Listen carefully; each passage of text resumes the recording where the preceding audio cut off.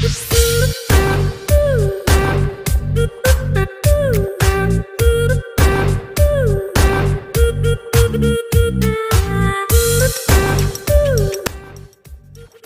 kamu belum menonton part 1, silahkan cek video SK sebelumnya, karena ini adalah lanjutan part kedua dari film Cast Away 2000. Oke, mari kita mulai.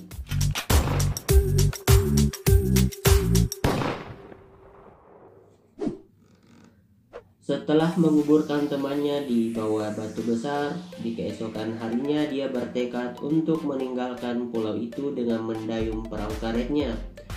Tapi sayang, ombak dan badai terus-terusan menghantam perahunya sehingga dia terpental dan kakinya terluka oleh terumbu karang.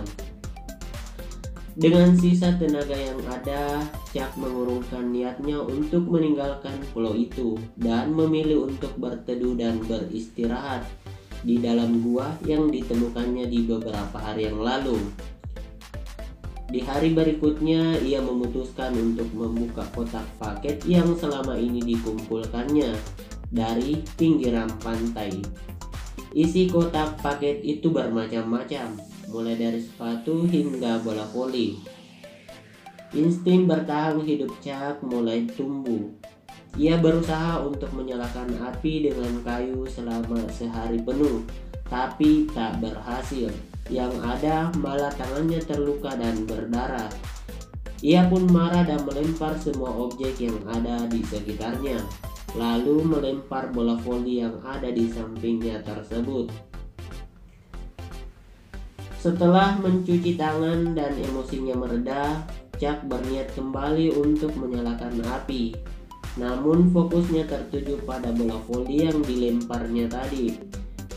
Dia memungut bola voli yang dilemparnya itu yang bersimpah darahnya dan perlahan-lahan menggambar bola, mata, hidung, dan mulut, lalu meletakkannya di sampingnya.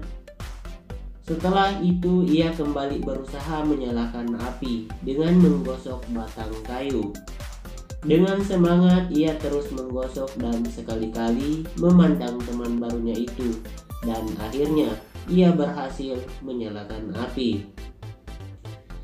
Chuck merayakan keberhasilannya itu dengan membuat api unggun yang sangat besar dan memanggang kepiting yang ia dapat dari hasil berburu.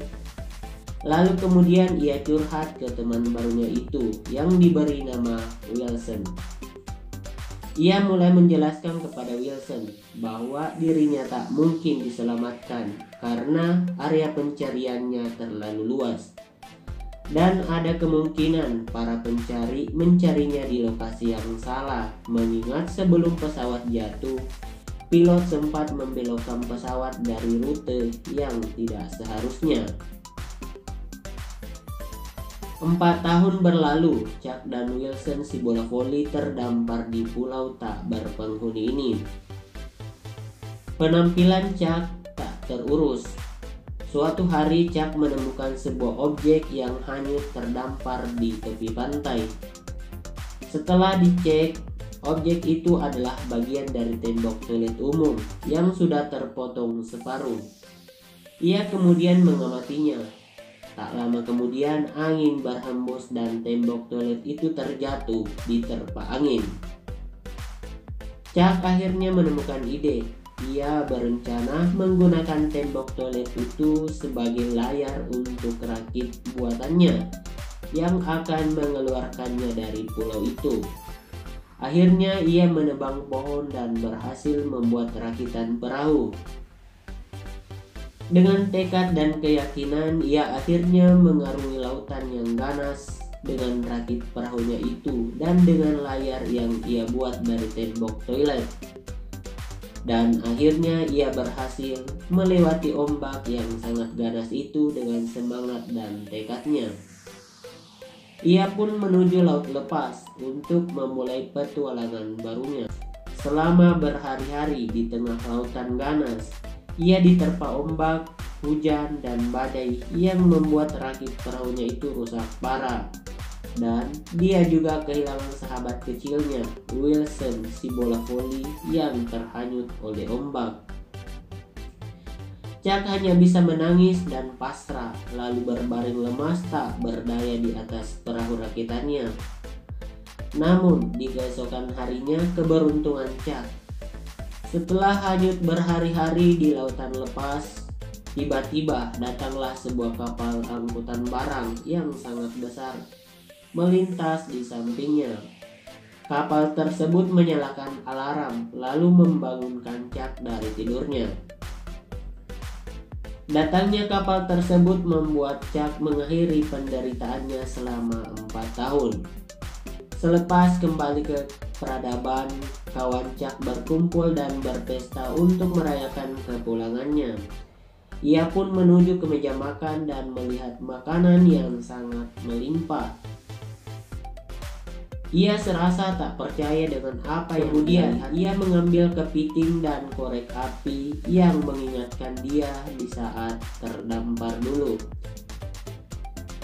Di malam harinya, Chuck memutuskan untuk menemui kekasihnya yang sudah 4 tahun berpisah, Kelly.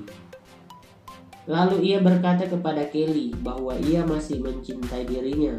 Tapi sayang, Kelly membalas perkataan Chuck dengan berkata bahwa Kelly juga mencintai Chuck, tapi hanya sebagai teman.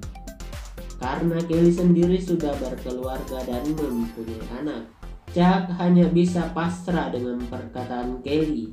Kemudian ia mengambil jam pemberian Kelly 4 tahun lalu dan mengembalikannya kepada Kelly, lalu mengucapkan selamat tinggal.